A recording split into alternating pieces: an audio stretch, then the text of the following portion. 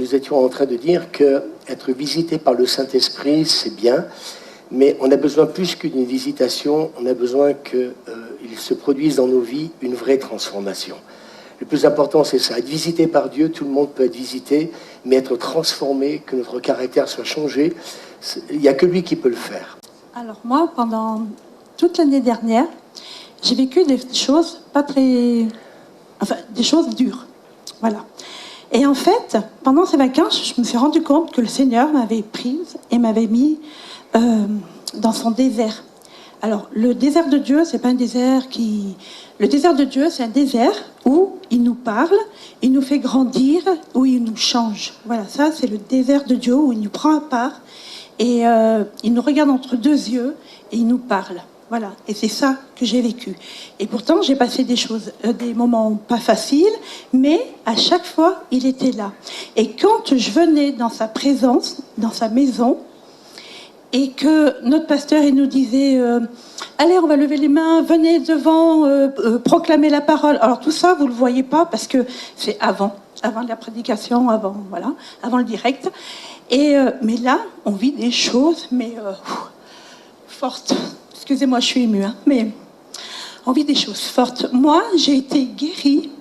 Le Seigneur, quand je venais avec le moral à zéro, et que notre pasteur, il nous disait « Allez, on va proclamer tel verset », c'était le verset qu'il me fallait. Et à chaque fois, je disais « Mais Seigneur, mais comme tu es bon !» Alors, peut-être qu'il n'y avait sûrement pas que moi, mais à ce moment-là, il n'y avait que moi. Et je disais « Mais Seigneur, mais merci !» Et à chaque fois qu'il nous faisait des fois crier, puis on dit « Mais pourquoi on crie ?» Mais d'abord, je le faisais par obéissance.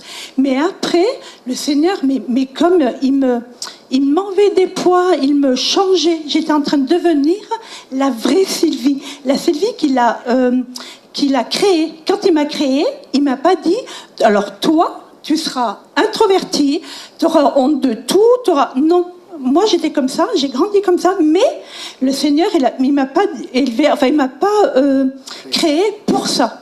Donc voilà.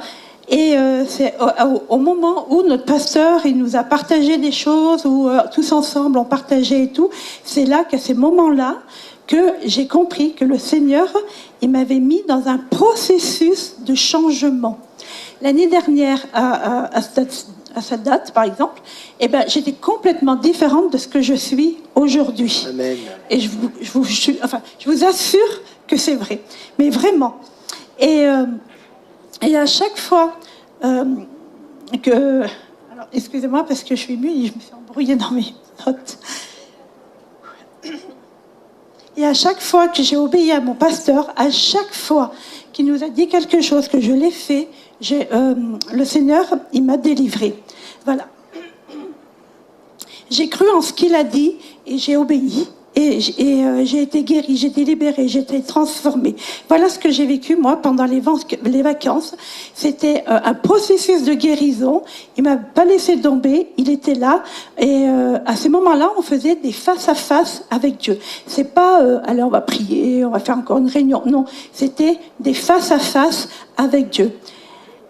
Et dans Philippiens 3, 14, alors je sais pas si j'ai la même version, donc... oubliant les choses qui sont derrière moi et entendant avec effort vers celles qui sont devant moi, je cours au but pour l'appel céleste de Dieu dans le Christ Jésus. Voilà, maintenant, ma vision, ce que je veux faire, c'est aller droit devant et j'ai changé, je continue à changer parce que j'ai encore des choses à changer, bien sûr, mais Dieu ne cherche pas des gens capables, mais il les rend capables. Alors j'entends des gens, oui, mais là c'est parce que tu viens des vacances et c'est souffré et tout. Et alors dans 3 jours, dans 3 mois, dans 3 ans, comment tu vas être? Alors aujourd'hui j'en sais rien, mais même si je rate une marche, eh ben je recommencerai. Et si je la rate 2 fois, 10 fois, 20 fois, et je recommencerai. Je veux avoir les yeux fixés sur Dieu, pas sur ce qu'on me dit, pas sur les jugements vis-à-vis de moi, mais mes yeux rester fixés sur Dieu. Voilà ce que moi j'avais vécu pendant ces vacances et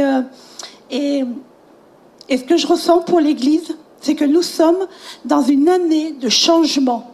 Nous sommes dans une année de décision. On va rentrer dans une année de signes, de prodiges et de miracles. Mais si on ne prend pas de risques, on ne grandira pas. Donc je répète, on va rentrer dans une année de changement, une année de décision. On va rentrer dans une année de signes, de prodiges et de miracles.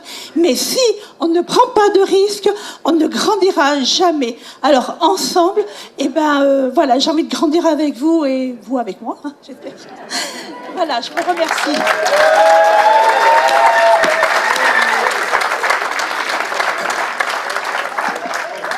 J'ai entendu quelqu'un qui a dit pendant toutes les vacances, ils ont passé 2h30 ensemble. C'est ça les vacances? C'est ça les vacances. Des gens transformés, et non pas des gens qui sont derrière un pupitre ou des gens qui, en fin de compte, ne vivent qu'au travers de leur apparence. Ce qui est important, c'est les changements. Et là, Sylvie, moi, quand je t'écoute ce matin, je me dis, waouh, on va être bénis. Il y a des futurs prédicateurs, moi je vous le dis. En fait, je suis émue parce que le fait d'entendre tout ce qu'on a vécu, ça revient, Et je suis bouleversée en fait parce que cette année, on a vécu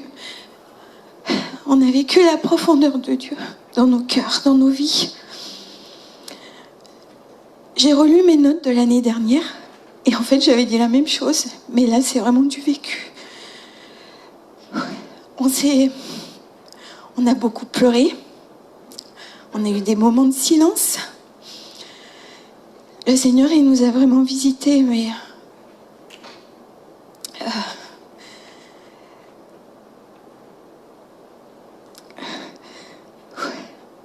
j'ai vécu une intimité avec le Seigneur que j'ai jamais vécue, en fait. C'est pour ça que je suis bouleversée. Et moi, je vous encourage, comme disait Louis tout à l'heure, pas venir à une réunion de prière, c'est pas ça. Le Seigneur, en fait, il est là, il nous attend comme un enfant, comme on vient voir un papa, un ami. Mais ce qu'il veut, c'est notre cœur, c'est avoir cette intimité, c'est parler avec lui, c'est déverser son cœur. Et quand on est dans sa présence, on change. C'est vrai, on a des échecs, on vit des échecs, mais en fait, c'est bien qu'on ait des échecs, parce que les échecs, ça nous permet d'avancer. Les échecs, ça, comme disait Sylvie, on loupe une marche, on réessaye. Et c'est ça, avancer avec le Seigneur. Et moi, ce que je veux, c'est avancer, c'est être... Je veux pas passer à côté de quelque chose dans ce qu'on vit pour cette Église. Et il y a des grands projets pour cette Église. Et moi, je crois que si on est tous dans cette transformation, oui, ce processus de changement, de transformation, tous ensemble, on va y arriver. Et je sais que Dieu, il veut parler, il nous a parlé cet été, comme à vous, et c'est pas que nous, mais le ciel est ouvert, vraiment. Le ciel est ouvert. Et je vais vous lire une prophétie qui m'a fait du bien. Moi, j'aime bien relire ce que Dieu nous a dit il y a plusieurs années en arrière, parce que ça encourage, parce que Dieu avait parlé il y a déjà des années en arrière pour notre Église. Et il faut annoncer ces promesses que Dieu a pour cette Église. Et c'est la prophétie de Suzette Hatting. Et je la dis pour notre Église de Voiron, pour nous encourager, chacun d'entre vous. La sécheresse est brisée. On l'a vécu, la sécheresse, cet été. Je veux la pluie sur le pays. C'est Suzette Hatting qui parle. Je veux le dire spirituellement. Je veux la pluie sur le pays, la pluie spirituelle. Dieu veut donner un puits de réveil sur cette région qui va par la suite toucher la France. Je le crois vraiment. Dieu vous prépare, c'est vous, c'est nous, pour une dimension extraordinaire et nouvelle. Dieu vous prépare à une destinée. Et cette destinée, ce n'est pas simplement que l'on soit béni, c'est pas que pour nous, mais que vous puissiez servir les autres pour que ça sorte, faut que ça déborde, faut que la ville de Voiron soit remplie de cette gloire, faut que ça déborde de toutes ces portes, faut que ça déborde. Voilà, merci. Soyez tous bénis, je vous bénis tous.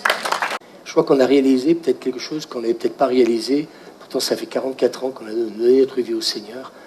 On est des moulins à parole, on est toujours là dans le faire. Alors que les moments que nous, on a vécu, c'était tout simplement être dans sa présence. Et vous savez, si l'Esprit de Dieu n'est pas là, si la présence de Dieu n'est pas là, vous voulez que je vous dise, on courait tous le matin. Je n'avais pas besoin de dire à tout le monde, à 10h, rendez-vous. On était là jusqu'à midi et demi, 1h de l'après-midi. Personne n'a dit, oh, vous avez gâché nos vacances. Tout le monde courait. Mais moi, j'aimerais vous dire, vous qui connaissez les personnes qui viennent de témoigner, est-ce que vous voyez un changement ? Hein ? On parle franchement. Est-ce que vous voyez un changement ? Eh bien, cette année, on va en parler mercredi avec l'équipe pastorale, on a à cœur certaines choses, parce qu'on aimerait aussi que ça se communique dans toute l'Église. Et puis que, en fin de compte, on arrête de parler de prière, de louange, d'adoration. Ce qu'on veut, c'est peut-être vous amener dans ces choses que Dieu nous a fait la grâce de comprendre et qui ont complètement changé notre manière de simplement être dans sa présence. Bonjour, surtout aux internautes et à vous tous que j'aime beaucoup. Je vais attendre les versets. Voilà. Car 1 heure dans tes parvis vaut bien mieux que 1000 ailleurs, plutôt que de rester sur le seuil de la maison de mon Dieu, que de demeurer sous les tentes des méchants. En fait, on a pris conscience depuis qu'on avait commencé dans cette belle maison où on était à Gap, enfin surtout à Notre-Dame-de-Los, à justement prendre conscience que prier tous les jours et de passer du temps devant le Seigneur, c'était important. Parce qu'on sentait qu'il y avait eu des choses graves qui se passaient. Il y avait déjà eu l'explosion dans un pays du Sud. Il y avait au Liban, voilà. Et puis maintenant la guerre et tout. Donc on a pris conscience que le Seigneur nous rappelait à être justement cette sentinelle. Donc on a voulu ces temps-ci et on s'est dit il faut qu'on retourne à Notre-Dame-de-Los parce qu'on a vraiment besoin encore de passer du temps. Et c'est vrai que pendant au moins, on va dire, bien 1 heure, on ne disait rien. On écoutait la louange, on écoutait tous ces hommes et ces femmes de Dieu qui adorent et qui chantent de toute leur tripe. Et on sentait vraiment que Dieu, il commençait... Le feu montait, ça montait, ça montait, ça montait. Et c'était c'était violent parce que on sentait aussi la sécheresse dehors. On sentait que dehors aussi la nature, elle criait à Dieu parce qu'elle souffre en ce moment. Et on se sentait tous comme électriques, comme quelque chose qui avait de nouveau et que la parole elle prenait vie et que des sentiments forts jaillissaient de nos entrailles. Et vraiment, même, j'ai revécu des choses difficiles que j'avais vécues une époque où ça m'avait presque donné la nausée.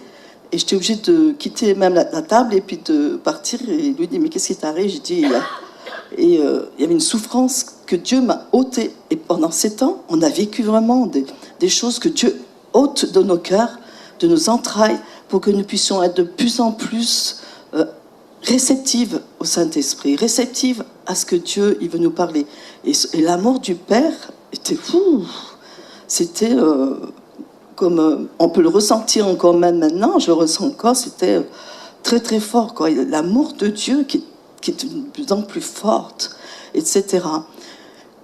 Et d'écouter mes frères et mes sœurs et tous ceux qui arrivaient et tout, et je me suis dit, mais Seigneur, c'est merveilleux que de te sentir vraiment cet impact et tout. Et ce qui vous allez être surpris, c'est que Pierre et Marie-Jo, je vous aime et je pense que des fois vous nous écoutez, je vous remercie encore. Parce que quand Paul il parle des lettres et qu'il parle des frères et sœurs, eux c'était des frères et sœurs qui nous accueillaient chez eux. Vraiment, ils nous ont honorés, ils nous honorent toujours chaque fois qu'on va chez eux. Et ce jour-là, le dernier jour qu'on devait partir, j'étais bouleversée. J'avais l'impression d'être comme Paul, où je pleurais parce qu'on devait les quitter. Et j'étais bouleversée. Et puis, quelques-uns étaient bouleversés. Et ça fait pleurer Pierre parce qu'on était tellement bouleversés de vivre des choses fortes ensemble. Et c'était extraordinaire.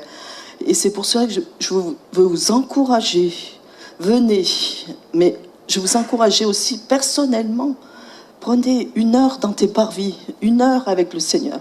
Mettez de la musique, mais prenez chaque jour 1 heure avec le Seigneur. C'est primordial. Je crois que c'est un temps où le Saint-Esprit, il nous dit, c'est primordial que vous passiez du temps avec le Seigneur, que ce soit ensemble, mais que ce soit chez vous. Tous les jours, passez au moins 1 heure avec le Seigneur. C'est vraiment primordial parce qu'on en a pris conscience.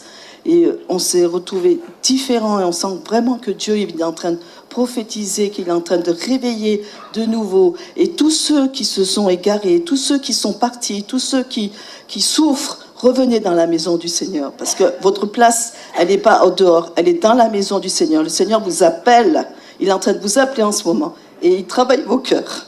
Il va travailler vos cœurs et nous, on va tout faire pour que vous puissiez rentrer de nouveau à la maison parce que on ne veut pas que certains, on en a connu beaucoup, parce que ça fait 40 ans qu'on connaît le Seigneur, qui sont dehors. Et maintenant, c'est l'heure de rentrer. C'est l'heure que vous devez entendre la voix du Seigneur qui vous appelle de nouveau, parce qu'il s'occupe toujours de ceux qui s'égarent. Comme a dit notre sœur, dans le désert, il ira même vous chercher dans le puits, vous irez chercher dans la grotte, il vous ira vous chercher, comme dit David, j'ai beau m'enfuir, j'ai beau, etc., tu me retrouveras toujours. Et je crois vraiment que le Seigneur, il nous appelle en ce moment. Il nous appelle tous à agir. Et c'est pour cela que je vous encourage vraiment à tous passer du temps avec le Seigneur. Passez du temps avec le Seigneur parce que c'est primordial, parce que le Seigneur va vous révéler des choses. Merci. Alors, ouais, je vais vous témoigner de ce que j'ai vécu, moi. Déjà, premier miracle, j'ai survécu. J'ai passé 3 semaines en communauté. Et c'était un peu ma plus grande crainte parce que je vis seule et j'aime bien être seule. Et ça me semblait être un vrai challenge que de supporter des gens pendant 3 semaines. Et en fait, il a fallu que je me supporte moi-même. Et je vais vous expliquer. En fait, au début, quand je suis partie, j'ai dit « Seigneur, moi, je veux vraiment cette transformation. Merci pour tout ce que tu as déjà fait dans ma vie. Merci parce que je peux parler dans un micro. Je suis bien plus libre qu'avant. J'ai la joie. J'ai plein de choses, mais ça ne me suffit pas. Il y a plus, et il y a encore des choses en moi qui m'agacent et je te veux plus. Ma vie, c'est toi et je te veux plus.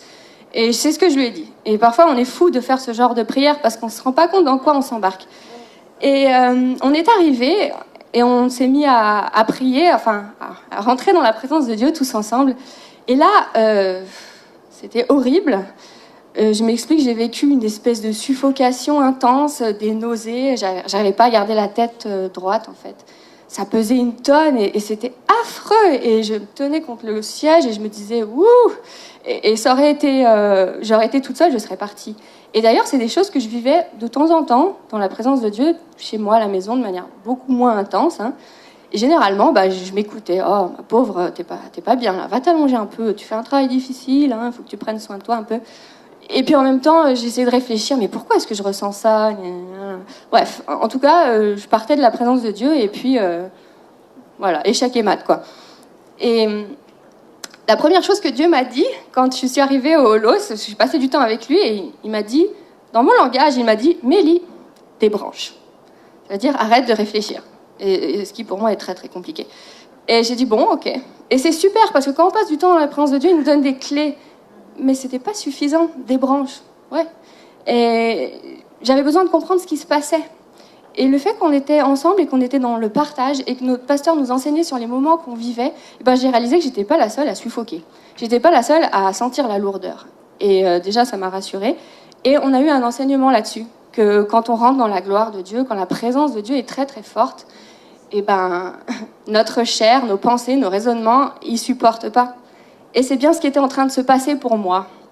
Il y avait toute une partie de moi qui supportait pas la gloire de Dieu. Et c'était très dur.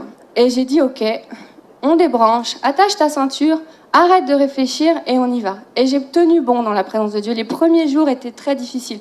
J'ai tenu bon. Il m'a révélé tellement de choses sur moi-même. C'était pas joli. Parfois, on croit qu'on est bien, et puis on est souriant et gentil. Et au fond, ça fait pas pareil, ça résonne pas de la même chose. Et bah oui, j'avais de la méchanceté en moi, j'avais des choses, voilà, des choses humaines et qui avaient besoin de sortir, qui avaient besoin d'être mises en lumière, qui avaient besoin d'être transformées. Et j'ai pleuré. Oh, j'ai pleuré. J'ai redécouvert Jésus comme vraiment. Jésus, c'est pas un concept, hein, c'est pas une pensée philosophique. Non, Jésus, c'est le prince de la paix et il est vivant et il était avec nous dans la pièce. Il était avec nous et il nous unissait et on a vécu des choses extraordinaires. Et dans ma tête, j'ai compris que tout ce qui était lourd, c'était les pensées. Et j'ai laissé Dieu faire une œuvre en moi et j'ai senti il y a comme un plancher qui a été percé et il a pu rentrer dans mes entrailles parce que c'est là qu'il veut habiter. Et il s'est passé quelque chose. Et j'ai perdu beaucoup de poids ici. J'en ai gagné ailleurs. Donc finalement, ça s'est bien équilibré. Voilà, merci pour les pâtes et les frites. C'était une expérience. Mais tout ça pour vous dire que ce que je crois, c'est qu'en fait, Dieu, il nous prépare. Il nous prépare à rentrer dans une autre dimension.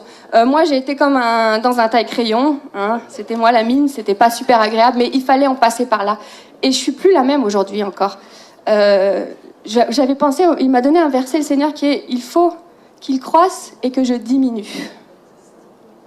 Voilà, j'ai diminué dans ma tête. Ouh, ça fait du bien.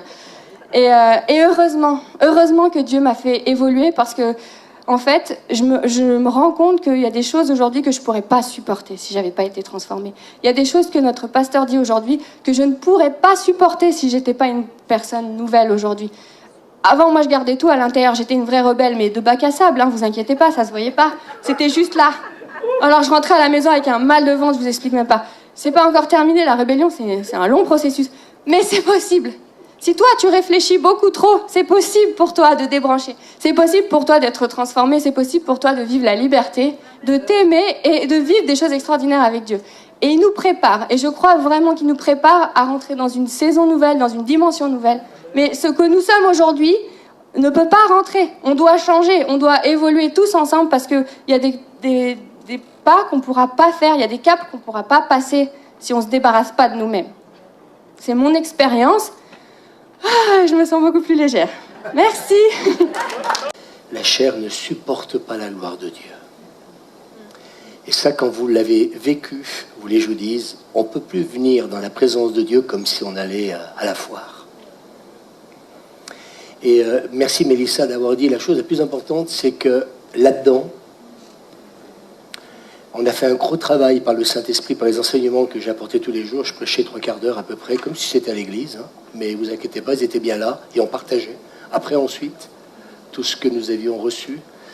Et je crois que si véritablement on comprend tous que la bataille, elle ne se situe pas là, mais là, une fois que nous aurons compris, et je crois que la chose que Dieu nous a dit, c'est que nous sommes dans un processus de transformation.